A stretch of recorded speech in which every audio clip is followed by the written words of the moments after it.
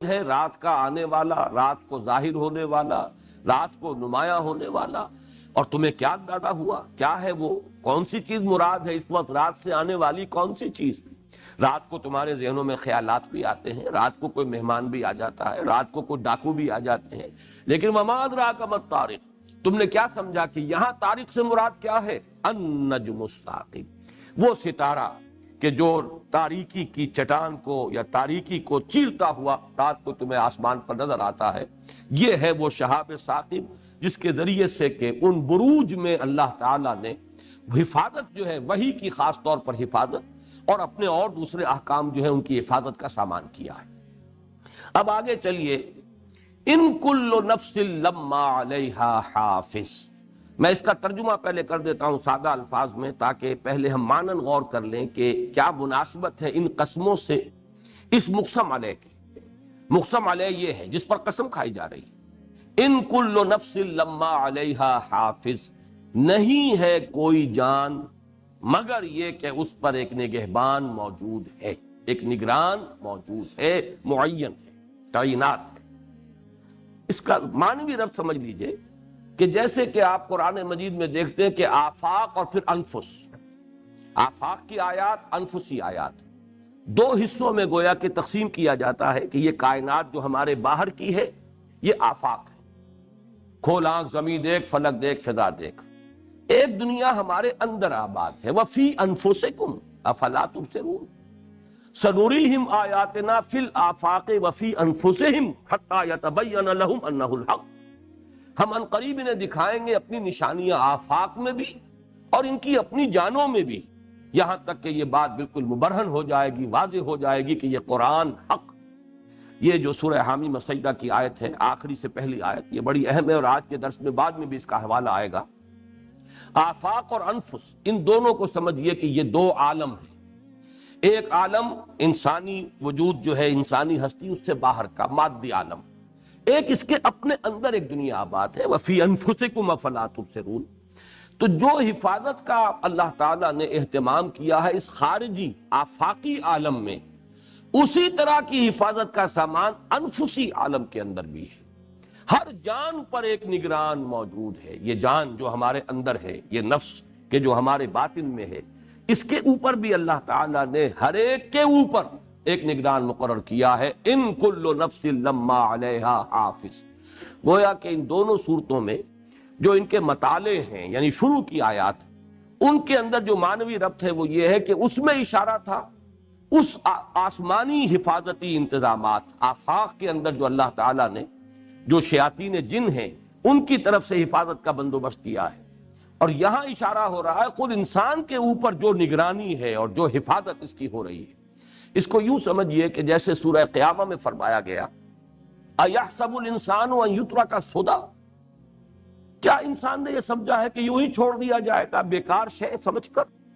یعنی یہ کہ انسان نے در حقیقت اپنے آپ کو بہت انڈر ریٹ کیا ہے، وہ اپنے آپ کو حیوان سمجھ بیٹھا ہے، جیسے اور حیوان ہے، گدھا ہے، گھوڑا ہے، بس یہ بھی ذرا سا سلائٹلی مور ایوالوڈ، ذرا ہائر لیول پر ہے ایوولوشن کے، باقی کو بنیادی فرق نہیں ہے۔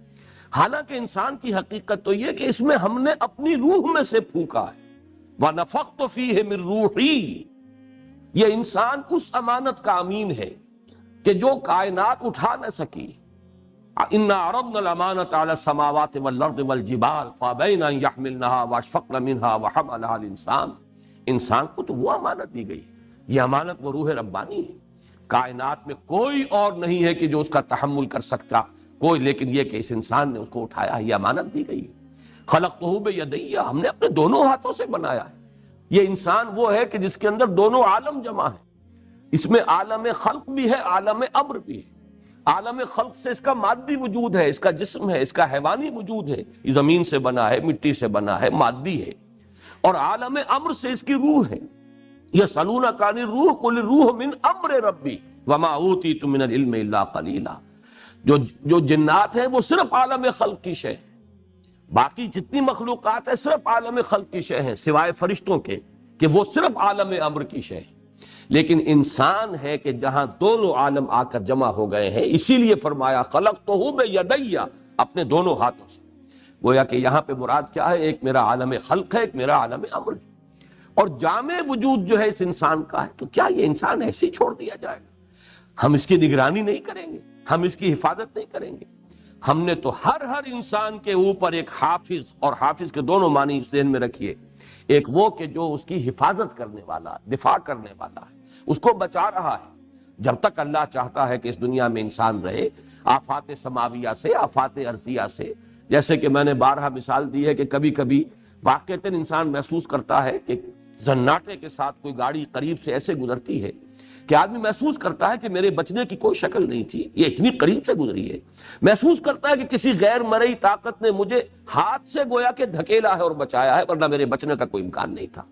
کچھ طاقتیں ہیں کہ جو ہماری حفاظت کر رہی ہیں، اور جب تک کہ وہ وقت معین نہیں آتا کوئی ہمیں مارنے والا نہیں، کوئی جو ہے اللہ تعالیٰ کے اذن کے بغیر ہمارے لیے ہلاکت کا کوئی شے ذریعہ نہیں بن سکتی۔ یہ ہماری دفاع کا بندوبست ہے اللہ کی طرف سے۔ مزید یہ کہ نگہبان، جیسے کہ فرمایا گیا ہے، ہم نے ابھی سورۃ الانفطار میں، اب آپ کو معلوم ہے کہ 2 سورتیں قبلی سورہ انفطار آئی ہیں، ان علیکم لحافظین کراما کاتبین، تم پر حفاظت کرنے والے ہیں، نگہبان ہیں، وہ بڑی باعزت ہستیاں ہیں، ملائکہ ہیں جو لکھ رہے ہیں تمہارے اعمال کو، تمہاری ایک ایک چیز۔ ما یلفظ من قول الا لدیہ رقیب عتید، ایک ایک حرف جو تمہاری زبان سے نکلتا ہے اس کے لیے جو ہے لینے والے موجود ہیں کہ جو اسے ریکارڈ کر رہے ہیں۔ کوئی شے ضائع ہونے والی نہیں ہے، انسان کا کوئی عمل ضائع ہونے والا نہیں، انسان کی زبان سے نکلا ہوا کوئی حرف ضائع ہونے والا نہیں۔ اَیَحْسَبُ الْإِنسَانُ أَن يُتْرَكَ سُدًى، کیا ایسے پھینک دیا جائے گا؟ کیا ایسی گھٹیا شے ہے؟ کیا اتنی بیکار شے ہے؟ ہماری نگاہوں میں تو یہ اتنی بیکار نہیں، ہم نے اس میں اپنی روح میں سے پھونکا ہے۔ لہذا انسان کا یہ مقام ہے، ان کل نفس لما علیہا حافظ، جیسے اس کائنات میں آفاقی طور پر حفاظتوں کا بندوبست ہے، ایسے ہی انفسی سطح پر بھی اللہ تعالیٰ نے حفاظت کا بندوبست کیا ہے۔ اب ذرا اس پر جو ذرا اشکال ہے اس سورہ آیت مبارکہ کے مفہوم میں اور اس کے ترجمے میں، اس کو نوٹ کر لیجئے۔ ایک تو یہ کہ لما کا لفظ جو اس میں آیا ہے اس کے بارے میں 2 آراء ہیں۔ ایک تو یہ کہ اس سے مراد صرف لام ہے جو تاکید کے لیے آیا کرتا ہے، ان الانسان لفی خسر۔ البتہ ما یہاں پر جو ہے اضافہ اس کا کر دیا گیا ہے، یہ زائد ہے، اور یہ آہنگ کے لیے، صوتی آہنگ، قرآن مجید کا اپنا ایک ردم ہے، اس کے اندر ایک ڈیوائن میوزک ہے۔ یہ مولانا اصلاحی صاحب کی رائے ہے کہ یہاں یہ ما جو ہے یہ اضافی ہے، اصل میں یہاں پر صرف لام مراد ہے۔ اس کی مثالیں قرآن مجید میں دوسری جگہوں پر ہیں، مثلا مولانا اصلاحی صاحب نے 2 مثالیں دی ہیں، وَإِنَّ كُلًّا لَمَّا لَيُوَفِّيَنَّهُمْ رَبُّكَ أَعْمَالَهُمْ، یہ سورہ ہود کی آیت نمبر 111 ہے۔ کوئی انسان ایسا نہیں ہے، کوئی جان ایسی نہیں ہے مگر لازماً اللہ تعالی، یقیناً اللہ تعالی اس کو اس کے پورے پورے اعمال کا بدلہ دے کر رہے گا۔ یہاں پر بھی لما جو ہے یہ انا کے بعد لما، اس میں لما کی جو ہے وہ یعنی عربی گرامر کی روح سے یہاں کوئی معنی نہیں بنتے، صرف لام، انا کے بعد لام آیا کرتا ہے، ان الانسان لفی خسر۔ اسی طرح ان کل ذالک لما متاع الحیات الدنیا سورہ زخرف میں، یہاں پر جو ما ہے وہ اضافی ہے، اور بھی مثالیں امام راضی نے بھی دی ہیں، فبما رحمت من اللہ لنت لہم، یہاں پر بھی ما جو ہے وہ اضافی طور پر ہے۔ تو ایک بات تو جان لیجئے کہ یہ چیز متفق علیہ ہے کہ صوتی آہنگ کو برقرار رکھنے کے لیے قرآن مجید میں کبھی کوئی حرف زائد ہوتا ہے۔ یہ چیز وہ ہے جو جدید مفسرین اور قدیم مفسرین سب کے مابین متفق علیہ۔ البتہ یہاں وہ بات ہے یا نہیں اس میں اختلاف ہو سکتا ہے۔ دوسری بات یہ نوٹ کیجئے کہ لما کے معنی ایک یہ بھی بیان کیے گئے ہیں کہ یہ اللہ کے معنی میں یہاں آیا ہے، چنانچہ بنی حذیل کی جو لغت ہے اس میں لما بمعنی اللہ مستعمل ہے۔ ظاہر بات ہے کہ جو مختلف لہجے اور مختلف، جو ایک حدیث میں بھی آتا ہے کہ قرآن مجید یہ 7 حرفوں پر نازل ہوا ہے، تو جو عرب میں اور خاص طور پہ قریش کے آس پاس جو قبائل تھے ان کے لہجوں میں اور ان کی گفتگو میں جو تھوڑا تھوڑا فرق تھا وہ قرآن مجید کے اندر وہ موجود ہے، ان سب کو گویا کہ ریکگنائز کیا گیا ہے۔ اس اعتبار سے بعض چیزیں کہ جو زیادہ معروف تو نہیں ہے لیکن یہ کہ کسی قبیلے کے استعمال میں وہ چیز موجود تھی تو اس کو بھی تسلیم کیا جاتا ہے کہ یہاں پہ لما اللہ کے معنی میں۔ ایک اختلاف یہ ہے کہ ان یہاں ان کل نفس لما علیہا حافظ، ان یا تو ہے ان نافیہ، نہیں ہے کوئی جان، تمام جانیں مگر یہ کہ ان پر کوئی نہ کوئی حافظ موجود ہے۔ ایک یہ کہ یہ ان مخففہ ہے، انا کی بجائے ان آیا ہے، تو یہ اس اعتبار سے مختلف معنی اس آیت کے کیے گئے ہیں، لیکن جہاں تک مراد کا تعلق ہے تقریباً سب کے نزدیک مراد یہی ہے کہ اس سے اشارہ کیا جا رہا ہے کہ کوئی انسان بھی یہ نہ سمجھے کہ اس پر کوئی کسی وقت، کسی لمحے، کسی لحظے کوئی پہرے دار موجود نہیں ہے، کوئی نگہبان موجود نہیں ہے۔ چنانچہ یہاں پر میرے نزدیک، جن میں نے مختلف آراء میں سے جس کو ترجیح دی ہے، وہ یہ ہے کہ ان یہاں نافیہ ہے، ان کل نفس، لما بمانی الا، ان کل نفس الا علیہا حافظ، نہیں ہے کوئی جان مگر یہ کہ اس پر حفاظت کرنے والا موجود ہے، اور حفاظت کرنے والے کے بارے میں بھی مختلف آراء ہے، اس لیے کہ حافظ یہاں واحد آیا ہے، تو اس سے مراد اللہ تعالیٰ بھی ہے براہ راست۔ و در حقیقت یہ جتنے افعال فرشتوں کے ذریعے سے ہو رہے ہیں، اللہ تعالیٰ انہیں بھی اپنی طرف منسوب کرتا ہے۔ اللہ کی قدرت ہے، جو چاہے کام وہ بغیر کسی فرشتے کو ذریعے کے طور پر اختیار کیے ہوئے، بغیر کسی مادی سبب کو اختیار کیے ہوئے، اللہ تعالیٰ جب چاہے جو کام چاہے اس کے لیے تو صرف کن کہہ دینا کافی ہے۔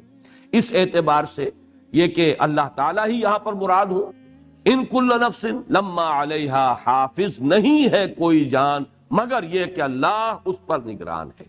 اور حافظ یہاں جو نکرہ کی شکل میں آیا ہے تو نکرہ تفخیم کے لیے بھی آتا ہے، حافظ ایک بہت بڑا نگہبان، اور وہ گویا کہ یہاں پہ اللہ تعالیٰ مراد ہے۔ چنانچہ قرآن مجید میں اس کی اور مثالیں بھی ہیں، واللہ خیر حافظا وہو ارحم الراحمین، یہ سورہ یوسف میں آیا ہے، اللہ ہی ہے بہترین حفاظت کرنے والا اور وہی ہے بہترین سب سے بڑھ کر رحم کرنے والا۔ تو یہاں پر مراد حافظ اللہ بھی ہو سکتا ہے۔ اور اگر ہم دیکھیں کہ یہ جو سلسلہ کلام چل رہا ہے، قریب کی جو صورتیں ہیں ان میں کیا مفہوم